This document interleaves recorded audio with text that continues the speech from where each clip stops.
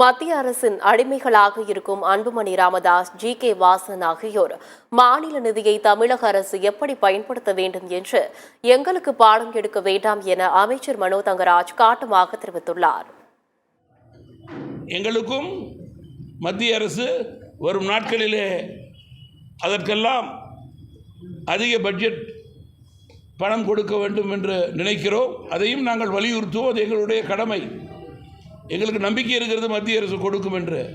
ஆனால் முதல்வர் அதை மக்களிடம் தொலைக்காட்சியிலே அரசியலுக்காக பேசும் முதல்வர் இன்றைக்கு நிதி ஆரோக்கியிலே உட்கார்ந்து நேரடியாக அல்லவா அது கேட்டிருக்க வேண்டும். இதுவரைக்கும் ஒவ்வொரு பட்ஜெட்லையும் எந்தெந்த எல்லா மாநிலத்திலும் பேரை சொல்லியிருக்கிறாங்களா?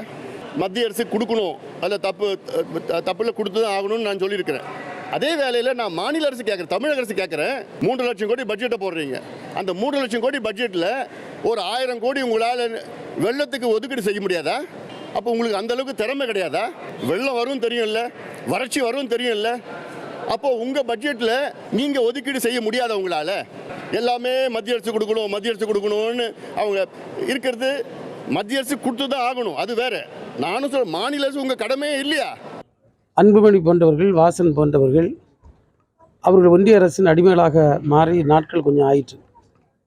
இல்லைன்னா நம்ம நிதியை நம்ம பயன்படுத்துறதுக்கு அவர் எங்களுக்கு டியூஷன் எடுக்கண்டாம். ஆனால் நமக்கு வர வேண்டிய நாம் செலுத்தி அதன் மூலமாக ஒன்றிய அரசிடம் இருக்கக்கூடிய நிதியில் நமக்கான பங்களிப்பை கேட்டு வாங்குவதில் அதில் குற்றம் காண்கிறது என்ன அவசியம் இருக்குது? அவங்களும் நம்ம கூட சேர்ந்து குரல் கொடுக்கணும், தமிழ்நாட்டுக்கு நிதி வழங்குங்கன்னு சொல்லணும். அதை விட்டுக்கிட்டு இதிலேருந்து செலவு பண்ணலாமே, இதில் செலவு பண்ணாமலாம் இருக்கும். ஒன்றிய அரசு நம்ம தராததை பற்றி பேசுவதற்கு தகுதி இல்லாதவர்கள், தைரியம் இல்லாதவர்கள், திராணி இல்லாதவர்கள் மாநில அரசுக்கு என்ன பாடம் படிக்க வேண்டிய அவசியம் என்ன இருக்குது?